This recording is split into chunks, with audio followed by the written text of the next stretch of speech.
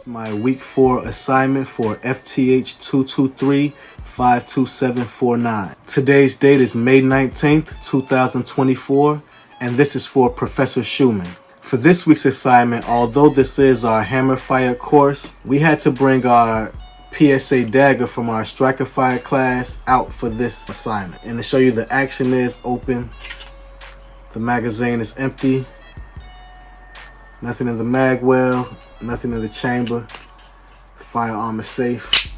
And what we have to do is, we were sent the Strike Industries mass drive compensator. We have to install this on the PSA Dagger, explain the functions of a compensator, and then describe the pros and cons that comes with adding a compensator to a firearm. And now with the compensator installed, I'm going to perform a function check. Going to pull the slide to the rear, pull the trigger while holding the trigger to the rear. I'm going to rack the slide and release it. Release the trigger to the reset. Pull the trigger again. Now I'm going to take 2 dummy rounds and put it in the magazine. Load the dummy rounds. Load the magazine into the firearm. Load one of the dummy rounds. Pull the trigger. Release the trigger. Slide locks to the rear as it should. And that is a function check with the compensator installed. The only thing to do is a live fire test after that. What a compensator is designed to do is, as you can see, there are ports here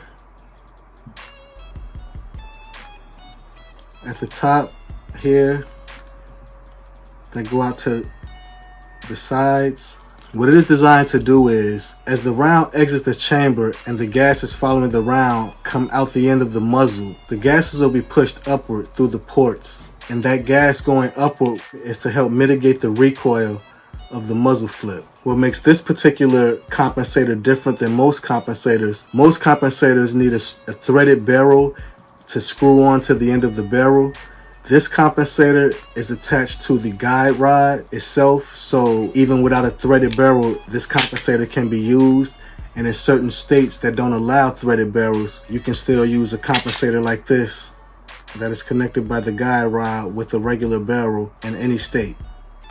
There are pros and cons with this compensator or ported barrels. Pros, of course, is to help mitigate the recoil, to make the firearm more easier to control for the shooter, and that's always a good thing. The cons that come with it is, with the gases pushed upward, it could come into the line of sight of the shooter, which could affect you on the follow-up shots. And also, if there was, when you deal with ports, with the changing of the gases, how the gases flow through the firearm, it can change the speed in which the slide reciprocates. With a ported barrel, it'll be necessary to get a lighter weight recoil spring because there'll be less gases to push the slide to the rear.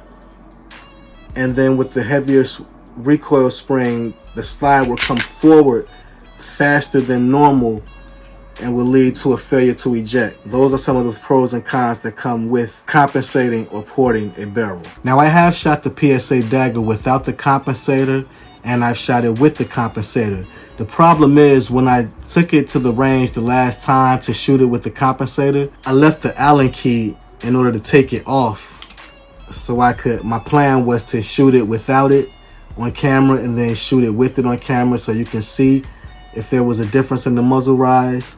But I did forget this, and when I did shoot it without the compensator, it was right after I put it together, so I can't really remember to be able to make a real comparison from shooting it a few weeks ago without the compensator to shooting it with the compensator. And when I shot it without the compensator, I think I only put 10 rounds through it, 10 maybe 20 at the most.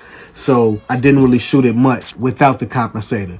The next time I do take it to the range, I will have the Allen key, and I plan to shoot it without the compensator on camera and then with the compensator on camera to show the difference.